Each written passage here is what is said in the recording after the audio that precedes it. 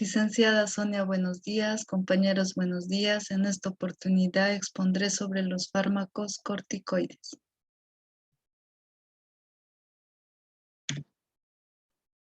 Primero les daré a conocer un poco de la historia de los corticoides. Empezó hace 164 años, en 1849, cuando Thomas Addison, médico inglés, describió por primera vez algunos de los casos de insuficiencia suprarrenal en pacientes que presentaban estado de languidez, debilidad, desfallecimiento y posteriormente la muerte.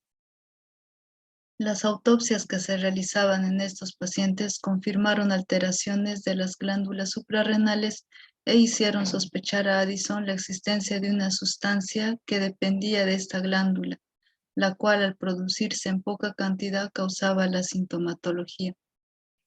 En los años siguientes, los químicos Edward Calvin Kendall enfocaron sus investigaciones paralela pero independientemente en las glándulas suprarrenales.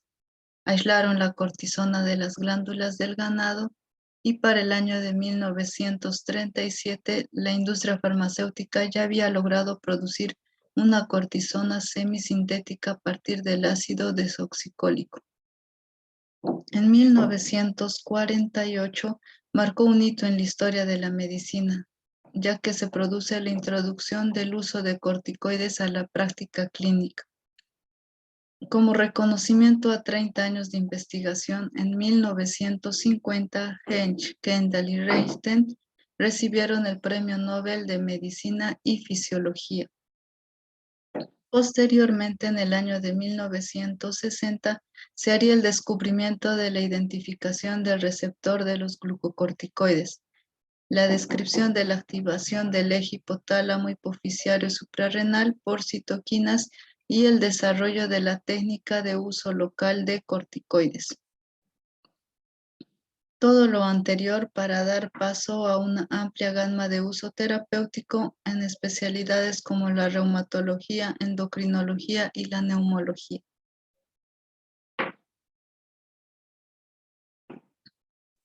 ¿Qué son los corticoides? Pertenecen al grupo de antiinflamatorios esteroideos, ya que derivan de la hormona esteroidea que actúan de forma similar a la hormona cortisol.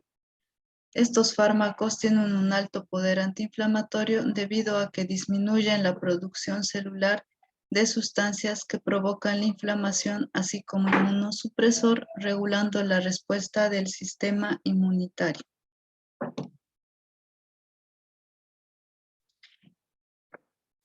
Vamos a hablar un poco del cortisol, que se produce. Esta hormona está controlada por el eje hipotálamo, hipófisis y la glándula suprarrenal. Empieza por un estímulo que podría ser el estrés, que va a estimular al hipotálamo. Este va a secretar la hormona llamada la hormona liberadora de corticotrofina. Entonces esta hormona va a estimular a la hipófisis anterior y va a secretar la adenocorticotrofina, a la cual va a estimular a la glándula suprarrenal para producir el cortisol. En la glándula suprarrenal vamos a encontrar cuatro zonas, que son la zona fascicular, la zona reticular, la zona glomerular y la zona medular. En la zona fascicular se va a producir los corticoides.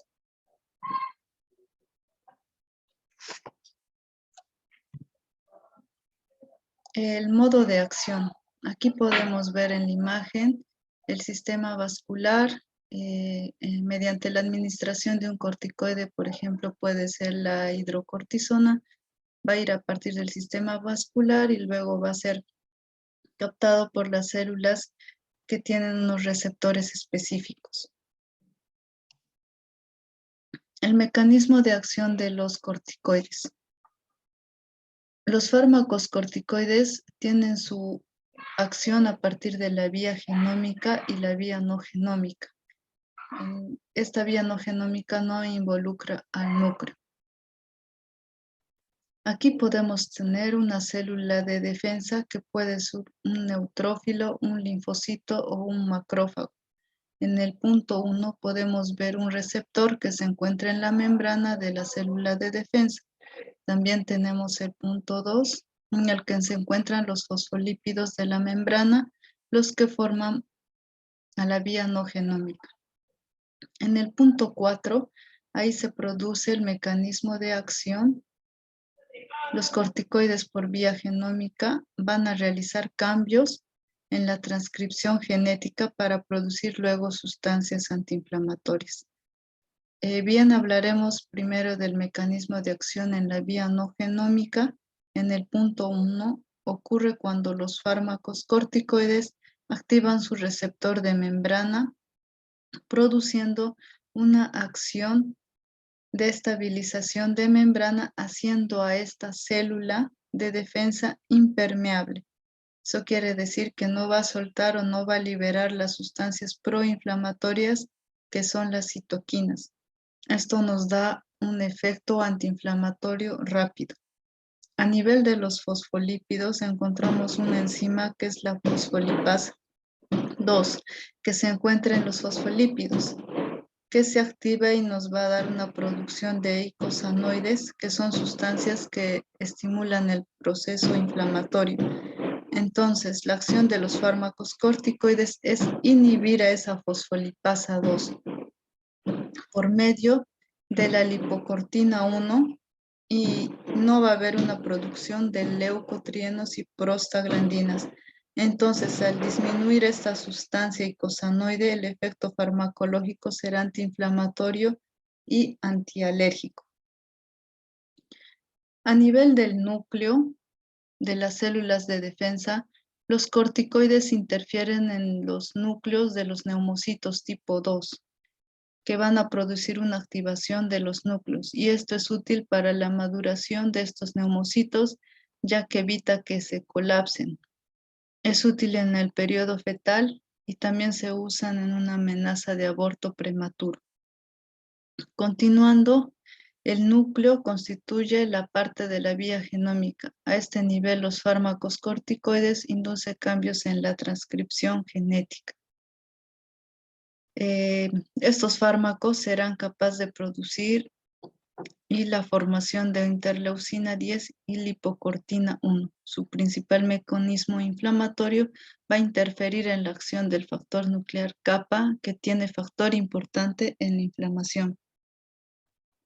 Todo esto viene a ser el mecanismo de acción de los corticoides, cómo modula el proceso inflamatorio con sustancias antiinflamatorias como la interleucina 10 y la lipocortina 1, que intervienen a nivel de la vía genómica, que es el mecanismo de acción de esta vía es lenta, y el mecanismo de acción de la vía no genómica es rápida y funciona en dosis altas. ¿Cuáles son los efectos farmacológicos de los corticoides? Los efectos metabólicos: tenemos el metabolismo de hidratos de carbono, que favorece la acumulación de glucógeno en el hígado y estimula la gluconeogénesis.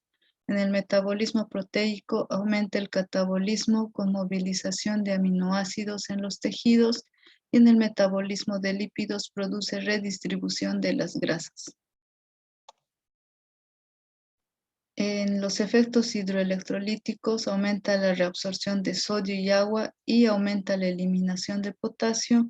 En el efecto antiinflamatorio inhibe la vasodilatación y el aumento de la permeabilidad. También tenemos una respuesta inmunológica, una respuesta antialérgica. Y en los efectos farmacológicos de los corticoides también tenemos lo que es el elemento de la sangre, ya que disminuye los linfocitos eosinófilos y aumenta el número de eritrocitos, plaquetas y neutrófilos. Dentro del sistema digestivo va a aumentar la producción de pepsina, que va a reducir la barrera protectora gástrica. En el sistema musculoesquelético reduce la absorción de calcio y retrasa el crecimiento en niños. En el estado de ánimo puede producir lo que es la depresión. Las vías de administración son mediante las vías intramuscular, la vía intravenosa, oral, intraarticular, tópica o inhalatoria.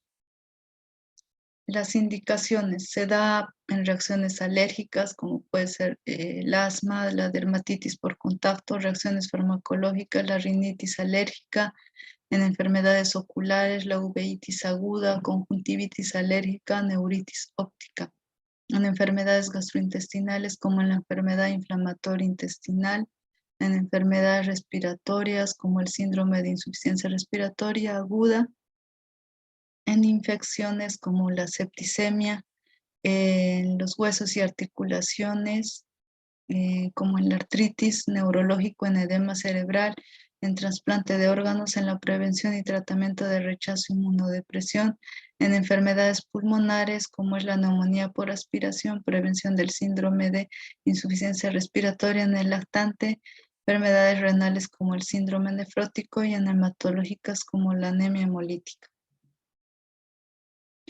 Aquí podemos ver un cuadro de la farmacología de los glucocorticoides y esta clasificación por la duración, ¿no? Hay fármacos de duración corta, que son la cortisona, la hidrocortisona, también llamada cortisol, de duración intermedia, la prednisona, prednisolona, metilprednisolona, y de duración prolongada, como es la dexametasona y la betametasona. Estos fármacos también tienen una potencia mineralocorticoide, como la cortisona, la hidrocortisona, la prednisona y la prednisolona. También se clasifican por el tiempo de duración, que es en horas, la duración corta de 8 a 12 horas, de duración intermedia de 24 a 36 horas y duración prolongada de 36 a 54 horas, y la vida media plasmática, que es en minutos. En este cuadro también podemos observar algunas de las reacciones que causa la administración de estos fármacos, ¿no? Como es el retraso en el crecimiento, que podemos ver en la administración de la hidrocortisona, de la prednisolona y de la dexametasona. En este cuadrito podemos ver también la acción, la acción antiinflamatoria de los fármacos, ¿no? Como podemos ver, el fármaco de mayor acción es la dexametasona, le sigue la betametasona, también tenemos a la metilprednisona, la prednisolona, la cortisona y la hidrocortisona.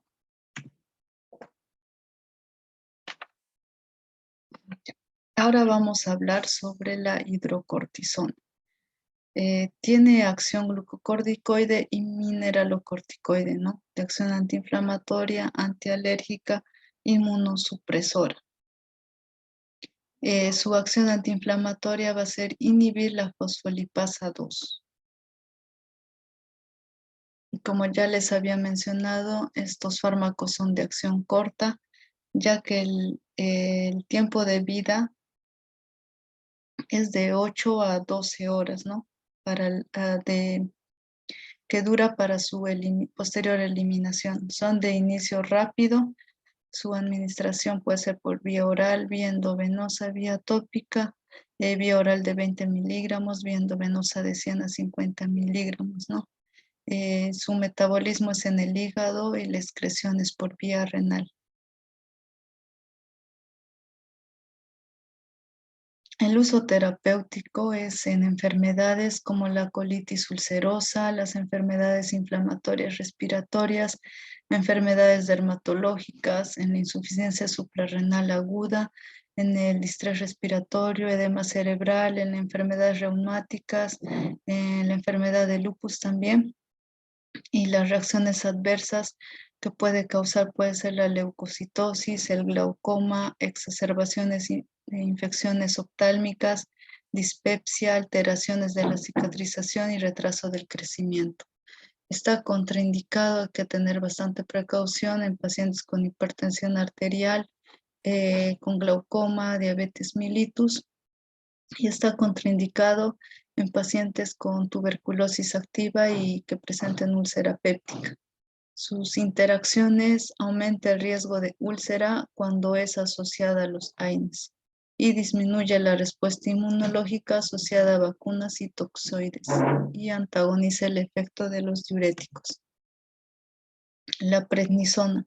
La prednisona es de acción sistémica y amplio uso clínico.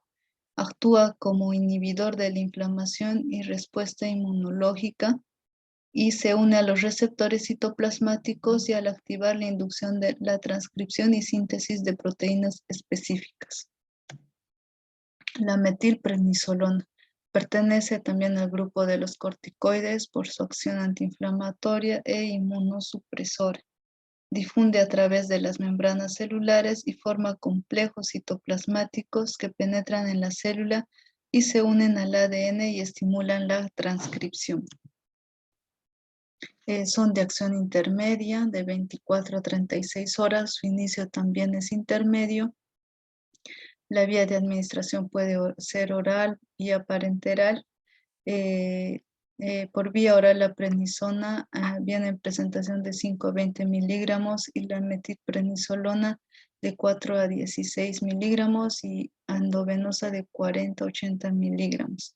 También su metabolismo se realiza en el hígado y su excreción también es renal en un 80%.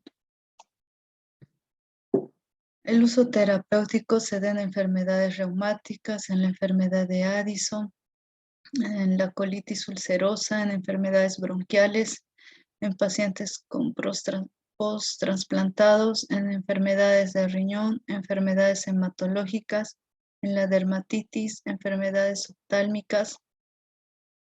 Las reacciones adversas es la hiperglicemia, el síndrome de Cushing, aumento de peso, petequias, hematomas, osteoporosis.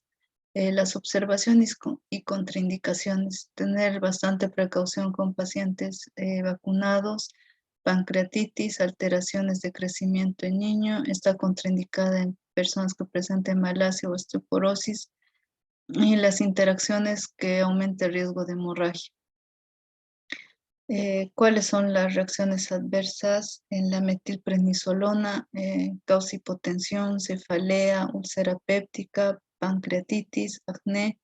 Está contraindicado en pacientes con úlcera péptica, con glaucoma y tiene interacciones con efecto hipoglicemiante. La dexametasona. Como glucocorticoide es unas 20 veces más potente que la hidrocortisona y 5 a 7 veces más potente que la prednisona. Además, es uno de los corticoides de acción más prolongada. La dexametasona produce la modificación en la transcripción de proteínas e interfiere con los mediadores inflamatorios como las prostaglandinas y los leucotrienos. Es de acción prolongada, dura de 36 a 54 horas, su inicio es bastante rápido, es el fármaco más potente de los corticoides. Su vía de administración puede ser vía oral, vía parenteral. En vía oral viene en presentación de 4 miligramos, en vía parenteral también de 4 miligramos. Su metabolismo es en el hígado y su excreción también renal en un 80%. El uso terapéutico se da en enfermedades reumáticas, para la maduración pulmonar, en la colitis ulcerosa, en enfermedades de Addison, en un edema cerebral, en enfermedades hematológicas, en enfermedades bronquiales como el síndrome de distrés respiratorio agudo, en enfermedades del riñón, post-trasplante, en una dermatitis, tiroiditis, otitis. Las reacciones adversas van a ser la leucocitosis moderada, la linfopenia, el síndrome de Cushing. Hay que tener bastante precaución en pacientes con enfermedades gastrointestinales, glaucoma, insuficiencia cardíaca, hipertensión arterial, insuficiencia renal, hepática, y está contraindicado en infecciones sistémicas que no tengan tratamiento. Las interacciones aumentan la excreción de potasio, prolonga la relajación de los relajantes musculares, aumenta el riesgo de la hemorragia gastrointestinal. Los efectos adversos de los corticoides a largo plazo.